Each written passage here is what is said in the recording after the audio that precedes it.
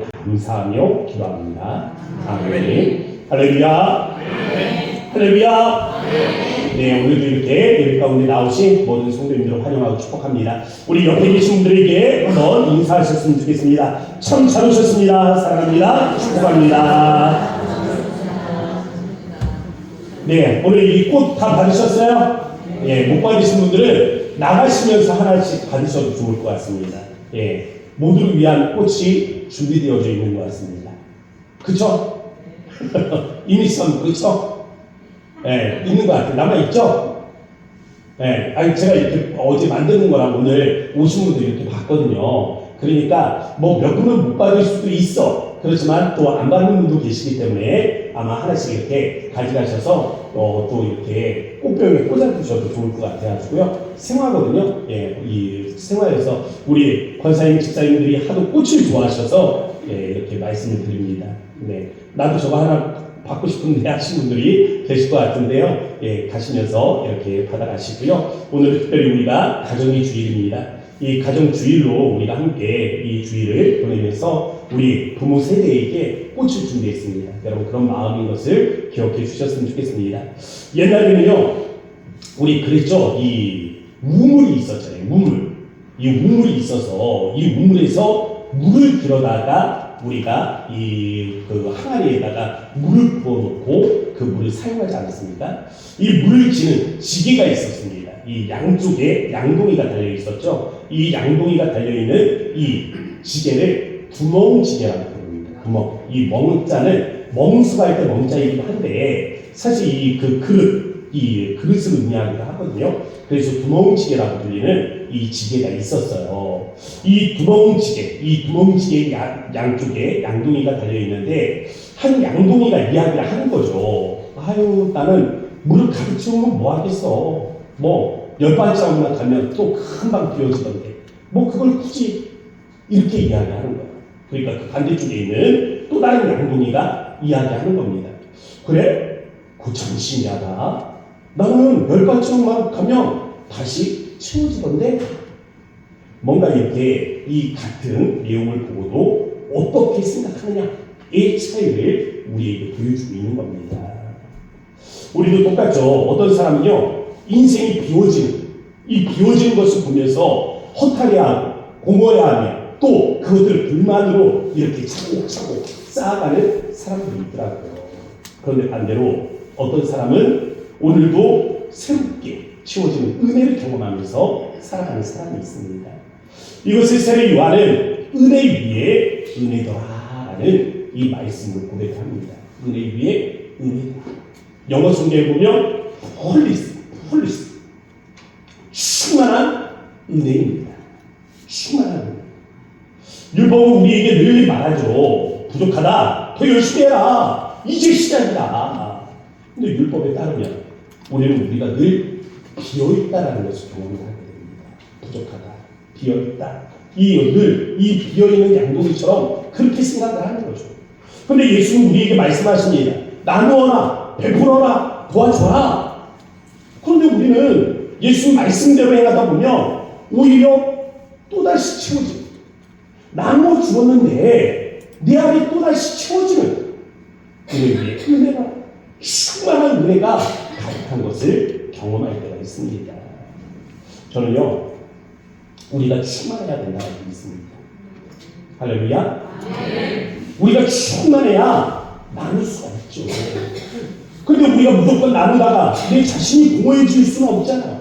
나누고도 어떻게 우리가 은혜 위에 은혜, 충만한 은혜, 어떻게 우리가 이것을 경험할 수 있을까?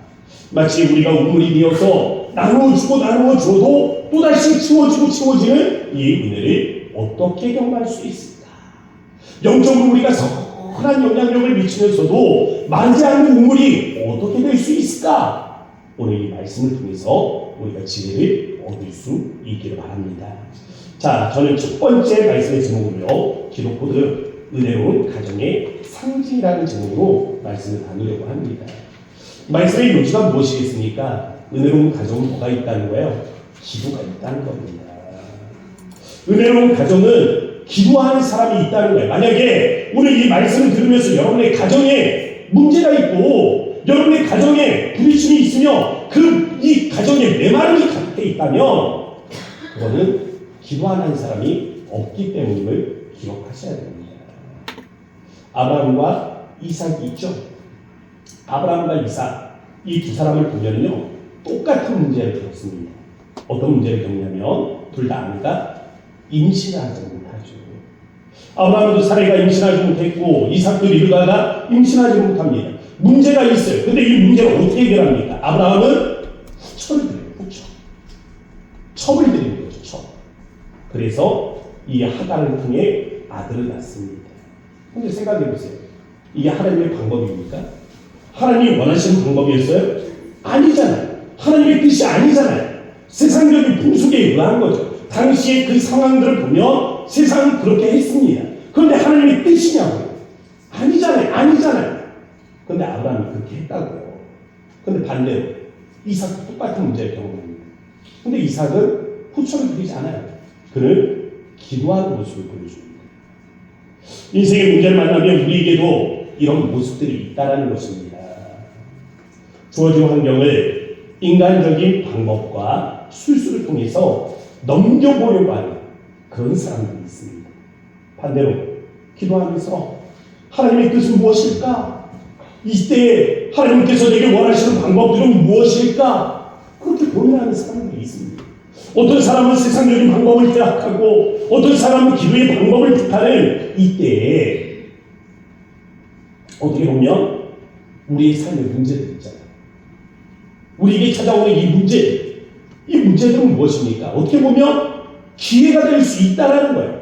왜? 이 문제를 통해서 하나님의 뜻이 무엇인가를 고민하며 하나님의 뜻을 발견해 갈 수 있는 기회가 되기 때문에 저는 오늘 여러분들 문제를 겪고 있다면 이 문제를 통해서 하나님을 향한 영적 통로를 개척할 수 있기를 주의 이름으로 축복합니다. 우리가 기도잖아요.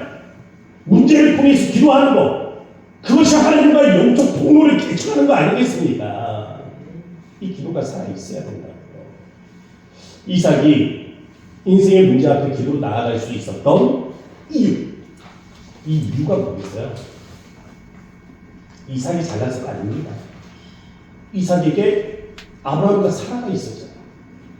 근데 이 아브라함과 사라가 아브라함이 지난날에 세상적인 어떤 방법을 통해서 후처를 통해서 그렇게 아이를 가져보려고 했던 그 사람이 변화가 되었잖아요. 언제? 99세. 100세가 될 때에 이 죽은 것 같은 아브라함, 이 죽은 것 같은 사라의 몸을 통해 하나님께서 새로운 생명체를 만드시지 않았습니까? 이를 통해 아브라함은 무엇을 경험했어요? 하나님은 죽은 자를 살리시는 분이시다. 이 믿음을 가졌단 말이에요. 그럼 아브라함의 아들은 이삭이잖아요. 사라의 며느리는 리브가잖아요. 아브라함이 약속을 받고 아이를 갖기까지가 25년이었단 말이에요. 10년이 지난 85세 때 이 후처를 드렸단 말이에요.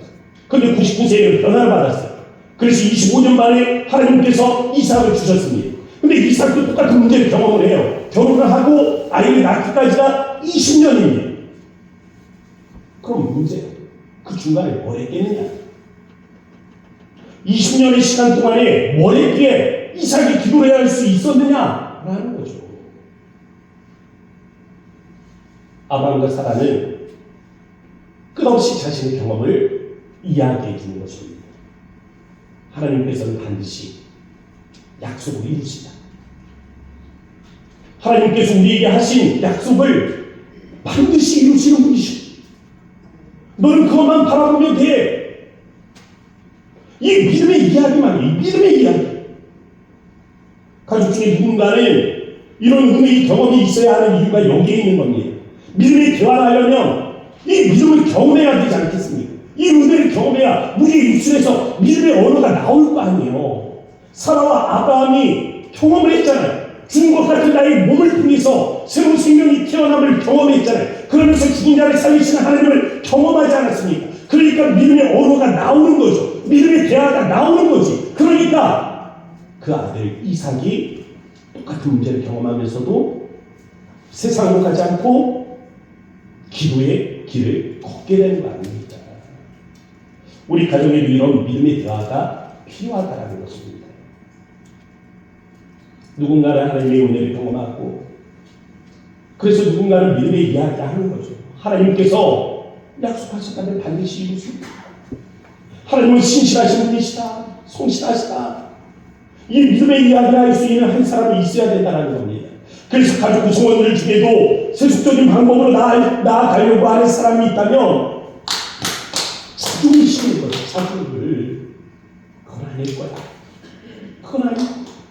하나님의 길이 있을 거야. 하나님의 뜻이 있을 거야.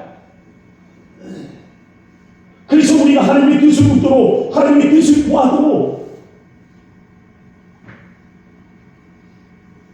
그렇게 믿음의 이야기를 해줄 수 있는 사람이 필요한 것입니다. 리브가가요 아이를 가졌습니다. 복중에 태아를 가졌는데 문제가 있어요. 문제. 쌍둥이인데 이놈들이 뱃속에서 서로 다투는 겁니다. 창세기 25장 22절 말씀 한번 보세요. 우리 다 함께 읽어보겠습니다. 시작. 그 아들들이 그의 뱃속에서 서로 싸우는지라 그가 이르되 이럴 경우에는 내가 어찌할꼬 하고 가서 여호와께 묻자오되. 아멘. 지금 리브가잖아요. 이 리브가가 복중에서 아이들이 싸우는 것을 보는 거죠. 이럴 때는 어떻게 해야 되나? 어떻게 해야 되나? 리브가가 선택한 길이 무엇입니까? 여호와께 묻자오되. 기록 코드가 살아있다는 거예요. 문제가 없다는 것이 아닙니다. 문제가 있어요. 근데 이 문제가 다가왔을 때 기록 코드가 살아있느냐라는 것이죠. 지금은 기록 코드가 작동을 하고 있으니까 하나님께서 하나님의 뜻을 리브가에게 보여주잖아요. 그런데 이 가정에 기록 코드가 점점 사라지게 됩니다. 그러면서 문제가 일어나기 시작해요. 한번 보세요. 이 두 번째 말씀의 제목은 그래서 기록 코드의 상실, 가족 간의 갈등입니다. 야곱은 사냥을 마친 에서가 배고프리라는 것을 알고 있었죠. 그래서 솔솔 박죽하는 게 풍경입니다. 형이 좋아하는 거 알아요. 그리고 배고픈 거 알아요. 그러니까 그가 들어오는 길목에다 팔죽을 끓이면서 그 향을 솔솔 풍기고 있는 거예요. 그러면서 형에게 이 팔죽한 그릇으로 장자권을 훔치게 됩니다. 그는 세상적인 방법으로 장자권을 얻기 위해 형을 속이는 거죠. 야곱의 아버지 이삭도 세상 풍습대로 장자를 우선시합니다. 하나님께서는 큰 자가 작은 자를 섬기리라고 말씀하셨는데 세상적으로 어때요? 장자가 우선이죠. 그러니까 이삭도 장자가 우선이었어요. 그래서 그는 세상 풍습에 젖어 익숙한 삶을 살아가다가 점점 시력도 잃어버리게 됩니다. 마침내 눈이 어두워진 다음에는 야곱이 에서인 줄 알고 착각해서 그를 축복하는 일까지 벌어지게 되는 겁니다. 부부간의 갈등들도 일어나요. 그의 아들들을 부르는 혹시나 한번 보세요. 화면을 보시면 창세기 25장 27장 5절에 이삭이 그의 아들 에서에게 말할 때에 창세기 27장 6절은요. 리브가가 그의 아들 야곱에게 말하여 이르되. 이삭의 아들이 누굽니까? 에서예요. 리브가의 아들은 누구예요? 야곱이에요. 아니 부부가 쌍둥이를 낳았는데 아빠의 아들은 에서이고 엄마의 아들은 야곱이에요. 지금 부부가 서로 다른 길을 가고 있다고요. 다른 마음을 갖고 있다고요. 왜 그렇습니까? 이 믿음의 대화가 끊긴 겁니다. 왜? 기도가 없습니까? 기도하지를 못하니까 기도가 끊기니까 결국에는 이 가정에 믿음의 대화가 사라지고 부부가 다른 것들을 보게 되고 부부가 다른 것을 바라보면서 동상이몽이죠. 한 가지를 가지고 다른 이야기를 하기 시작하는 겁니다. 얼마나 답답해요. 이 가정의 모든 문제의 시작은 바로 이 기도 코드였습니다. 기도가 사라지면서 세상적인 방법들이 들어오고 있는 거예요. 목적을 위해서 수단을 가리지 않고 있는 겁니다. 우리 가정의 기도의 코드가 사라지면 불행이 시작되는 이유가 여기에 있는 거예요. 저는 이 모든 불행의 시작 앞에 영적 가장의 책임이 크다라고 생각합니다. 영적 가장이 중요한 거죠. 이 사람 지금 가장의 역할을 하지 못해요. 가장이 뭡니까? 가족을 이끌어가는 사람 아니에요? 가족을 책임지는 사람 아닙니까? 근데 이 사람은 어떤 사람으로 등장하고 있어요? 속는 사람이에요. 속는 사람. 그는 아내 리브가에게 속았습니다. 그는 야곱에게 속았어요. 영적으로 리드해 가야 되는데, 가족을 이끌어가야 되는데, 그를 이끌어가는 사람이 아니에요. 지금 속는 사람, 속는 사람, 이용당하는 사람이에요. 그래 이 가정이 문제가 일어나고 있는 거죠. 여러분의 가정에 지금 가정적인 문제가 있다면 영적인 리더십이 없는 거예요. 이 사람이 없는 겁니다. 다윗의 집을 보세요. 똑같은 문제가 있습니다. 다윗에게는 장남 암논이라는 사람이 있었어요. 사랑에 빠졌습니다. 해필이면 그가 동생이에요. 동생, 친동생이에요. 친동생에게 사랑에 빠졌습니다. 다말이라는 여인을 사랑하게 된 거예요. 말이 됩니까? 그런데 이 욕망이 주체하지 못하는 거죠. 그래서 생각을 합니다. 이 다말을 내 침상으로 불러서 내가 그를 가져야 되겠다. 뭐예요? 거타요. 강간의 방법을 선택하는 거죠. 그럼 어떻게 불러서 어떻게 강간하겠어요? 이때 이용을 당할 사람이 다윗이라니까요. 아버지 다윗이요. 영적인 사람이 다윗이요. 다윗도 그런 영적 리더십을 발휘하지 못할 때가 있었다라는 겁니다. 암논이 다윗에게 이야기해요. 아버지, 나 죽을 병에 걸린 것 같습니다. 나 이대로 시름시름 앓다가 죽을 것 같습니다. 근데 이 여동생 다말, 그가 끓여준 죽 한 그릇만 먹고 죽었으면 좋겠습니다. 아버지, 제 소원 좀 들어주세요. 그래서 다윗이 다말에게 죽을 끓여서 이 암논에게 찾아가라고 합니다. 암논의 침실에다 누구를 넣어줬어요? 다말을 넣어줬어요. 누가? 다윗이. 다윗은 하는 시간에 그의 사랑하는 딸이 잃었고 그의 사랑하는 아들을 잃어버린 거예요. 그런데 그 다음에 다말이 죽습니다. 시험식 많이 다가 병으로 죽어요. 근데 그에게 또 친오빠가 있어요. 암논과 다말을 이 엄마가 달라요. 이 다윗에게 4명의 아내가 있었는데 엄마가 다릅니다.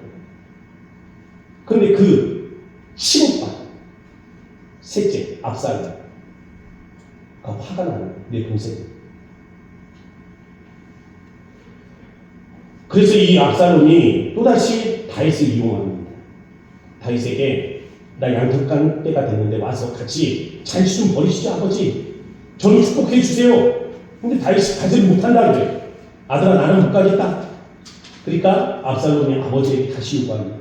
아버지, 아버지는 힘드셔서 못 오시면 형제들이라도 보내주세요. 제 형제들이라도 보내줘서 형들과 또 동생들과 함께 잔치를 벌이고 함께 즐거워할 수 있도록 허락해 주세요. 그래서 왕이 그 형제들을 압살롬의 잔치에 보내게 된 거예요. 이때 이날에 압살롬이 그 형 암논을 죽여버립니다. 암살해요.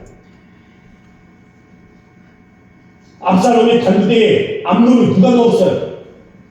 다윗이 넣은 거예요. 다윗은 영적 가장입니다. 그런데 자기 역할을 제대로 하지 못하고 있어요. 그 이유가 어디 있어요? 밧세바. 그가 밧세바의 일로 영적 침체를 겪고 있는 거예요. 집은 있는데 뭐가 없습니까? 영적 가장이 없죠. 집은 있는데 뭐가 없어요? 영적 호주가 없어요. 집은 있는데 그 안에 영적인 우물이 없는 거예요. 그러니까 집이 부서지는 거지. 물이 없으면 어떻습니까? 메마르잖아요. 메마르는데 부딪히면 어떻게 돼요? 산산이 부서지는 거예요. 메말라 있으니까 부딪히면 산산이 부서진다고요. 차를 보세요. 바짝 마른 차를 부딪히면 산산이 쪼개집니다. 부서져요. 그렇지만 차를, 그 안에 이 썩기가 있으면 어떻습니까? 물이 있으면 산산이 부서지는 거예요. 부딪혀도 깨지지 않는다는 거죠. 이해합니다. 우리의 가정이 부딪히고 부서지고 갈라지는 이유가 뭐겠습니까? 영적으로 메말라 있다는 증거입니다. 사무엘서를 보면 다윗은요 기도할 때 철저히 하나님께 인도함을 받습니다. 그런데 다윗이 기도를 멈추기 시작하면서 인간적인 욕망에 이끌리게 됩니다. 야곱이 이 이삭이 속은 이유도 똑같습니다. 그가 기도를 쉬었던 거예요. 오늘 우리의 가정이 부딪히고 부서지고 상처들로 갈갈이 찢어지는 이유는 영적 가장이 없기 때문입니다. 이 영적인 우물이 없기 때문에. 그래서 세 번째 말씀의 제목은 영적 우물이에요. 은혜의 바다를 만들라 라는 것입니다. 저는요 이 창세기 오늘 28장의 말씀이잖아요. 1절부터 5절의 말씀, 이 본문을 택한 이유가 있습니다. 왜냐하면 27장과 28장에 보면 이삭의 축복이 나와요. 근데 두 번이 나옵니다. 근데 가만히 보면 재밌어요.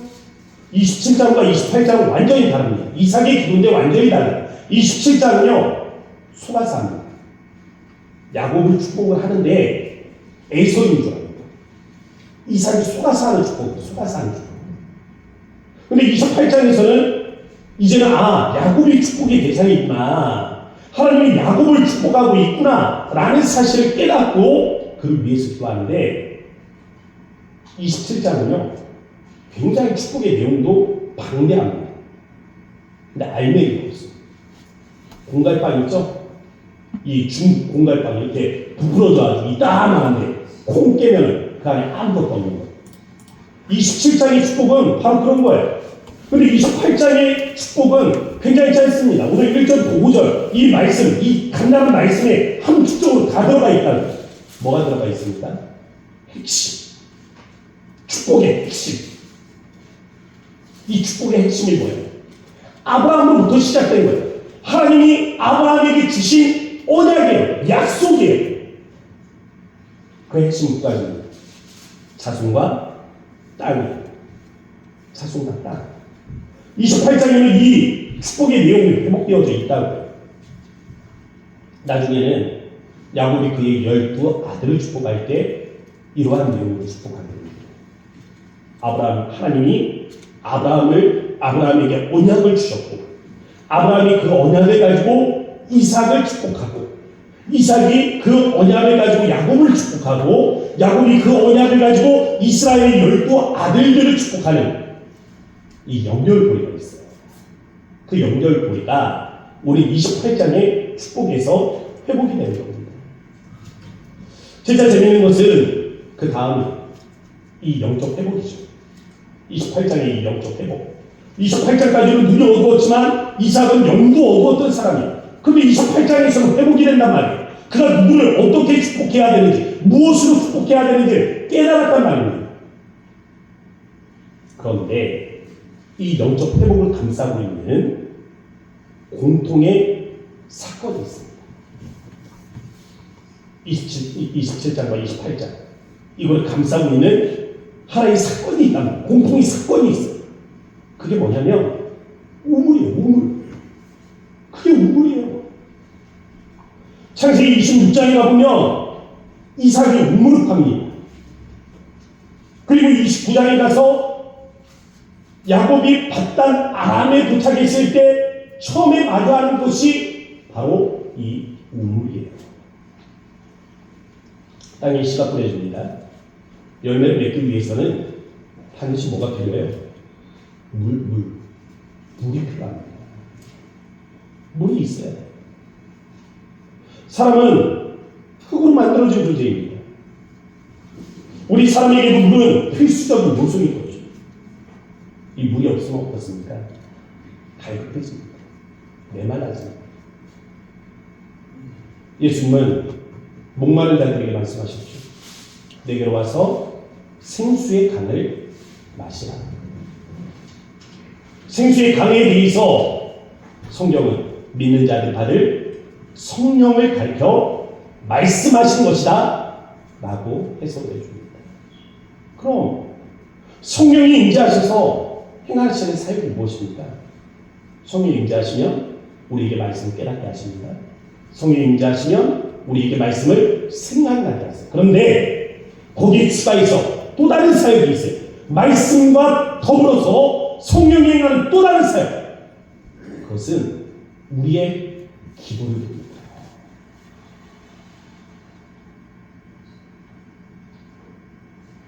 가나안에서 바단 아람으로 내려온 야곱이 도착한 곳은 우물이라고 말씀드렸죠.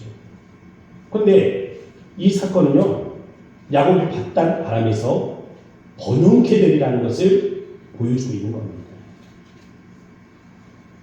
그가 이방 땅에서 이 번영을 누리게 될 이유가 무엇입니까? 하나님이 우물을 주셨다는 거예요. 우리가 이 땅에서 어떻게 하면 번영을 할 수 있습니까? 우물을 얻는 겁니다. 우리의 우물을 갖는 거예요. 이 우물이 무엇입니까? 하나님의 은혜를 담아두는 저장 그릇이죠. 창고입니다.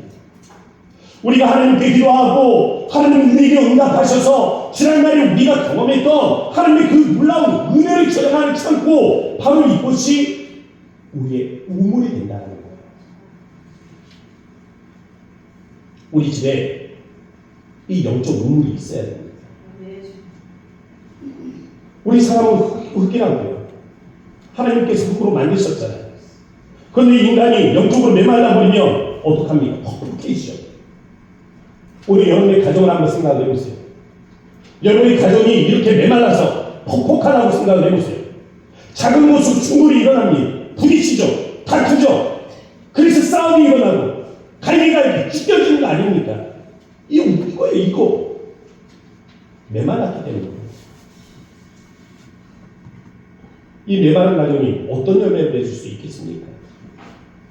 싸움과 다툼과 미움과 시기, 당연한 거 아니에요? 그럼 그 집에 필요한 게 뭐예요? 우물이라고. 우물이 필요하다. 존 파이퍼 목사님이 은혜에 대해서 설명할 때 두 가지 시대를 사용합니다. 미래와 과거. 이 과거의 은혜가 있고 미래의 은혜가 있다라는 겁니다. 과거의 은혜라는 게 뭡니까? 이미 우리에게 주어진 은혜, 우리가 경험했던 은혜, 이걸 이야기하는 겁니다. 그럼 미래의 은혜라는 건 뭐예요? 아직 우리가 경험해보지 못한 은혜를 이야기하는 거예요. 하나님이 우리의 삶에 이미 베풀어 주신 은혜가 있습니다. 이전의 시간 속에서 우리에게 베풀어 주신 은혜가 있다고요. 우리의 삶을 한번 추적해서 올라가 보자고요. 그 이전의 시간들로 올라가 보면 거기에 하나님께서 우리에게 베푸신 은혜가 있잖아요. 오늘 우리의 삶을 보세요. 우리가 살아있다라는 것이, 오늘 이 자리에 있다라는 것이 하나님의 은혜 아닙니까? 오늘 우리의 삶을 버티고 인내하고 우리가 살아갈 수 있다라는 것이 하나님의 은혜 아니에요? 이것이 베풀어 주시는 은혜잖아요. 은혜. 이미 받았으니까 이것은 과거의 은혜랍니다. 그런데 하나님의 은혜는 여기서 끝나는 게 아닙니다. 계속해서 우리에게 부어지고 있다. 지금도 또다시 채워지고 있어요. 우리가 이 예배 가운데서 은혜를 나누고 있잖아요. 할렐루야. 하나님께서 이 예배 가운데 은혜를 주시고 우리가 이 예배를 마치고 돌아갈 때도 또 은혜를 주시고 내일의 삶 가운데 또 은혜를 주실 것을 믿기에 미래의 은혜는 계속해서 우리의 삶에 밀려오고 있는 거예요. 그래서 우리의 삶을 표현한다면 뭡니까? 은혜의 바다죠. 은혜의 바다. 계속해서 은혜가 쌓이니까 물이 쌓여서 결국에 저장되는 곳이 어디예요? 바다잖아요. 바다. 그러니까 우리의 삶은 은혜의 바다다. 그래서 한번 이미지를 상상해 봤으면 좋겠습니다. 강이죠, 강. 큰 강. 힘있게 흘러가는 강. 한번 상상을 해보세요. 물이 그냥 힘있게 흘러가는, 이 힘있게 흘러가는데 이 거대하고 강하게 흐르는 이 강은 하나님의 위대하신 권능, 하나님의 권세, 능력, 하나님의 사랑, 하나님의 자비, 인애, 하나님의 그 아름다우심과 하나님의 영광, 할렐루야. 우리에게 밀려오는 이 강에 둥둥 이 은혜들이 떠다닌다고 생각을 해보세요. 하나님의 은혜, 이 사랑하심이 있고, 하나님의 권능이 있고, 권세가 있고, 또 하나님의 인애와 자비가 있고, 사랑이 있고, 이 또 둥둥둥둥 이 열매들이 강을 통해서 우리의 삶에 밀려온다고 생각을 해보십시오. 얼마나 감격스럽습니까? 큰 강을 생각하면 생각할수록 이 감격이 더해질 거예요. 저는요, 그 상류가 미래라고 생각을 합니다. 아직 여기까지 안 왔으니까, 나까지 안 왔으니까. 그리고 그 하류는 과거인 거죠. 내가 경험하고 저장되고 있고. 그러니까 이 미래의, 이 강이 미래의 시간 속에서 지금 현재 있는 나에게 밀려오고 있는 거예요. 하나님의 권능과 권세가 밀려오고, 하나님의 인애와 자비가 밀려오고, 사랑과 하나님의 그 공의와 또 하나님의 그 정의로우심이 내 삶에 미쳐오고 있는 겁니다. 저는 오늘 이 현실에서 이 은혜를 경험하죠. 경험된 은혜는 현재 이 시간이라는 이 폭포를 통해서 과거에 떨어지죠. 과거의 은혜 속에 떨어지는 거잖아요. 여기에 저장되는 거죠. 이 저장되는 장소가 어디예요? 크게는 바다예요. 조금 더 작게는 호수죠. 조금 더 작게는 우물이죠. 그러니까 은혜를 저장해 두는 곳, 우물은 이 은혜를 저장해 두는 장소가 될 겁니다. 그릇이에요. 그런데 아세요? 이 과거의 은혜는 날마다 커진다는 겁니다. 은혜의 바닷가, 은혜의 호수가, 은혜의 우물이 그냥 있는 게 아니에요. 날마다 더 커지는 겁니다. 우리의 우물은 더 깊어지는 것이고, 우리의 우물은 더 커지는 거예요. 왜? 계속해서 미래에서 은혜가 우리의 삶에 들어오고 있잖아요. 새로운 은혜가 경험되고 있잖아요. 그리고 그것이 과거에 이 은혜의 바다와 이 은혜의 호수에, 이 은혜의 우물에 저장되고 있잖아요. 그러니까 점점 커지는 거죠.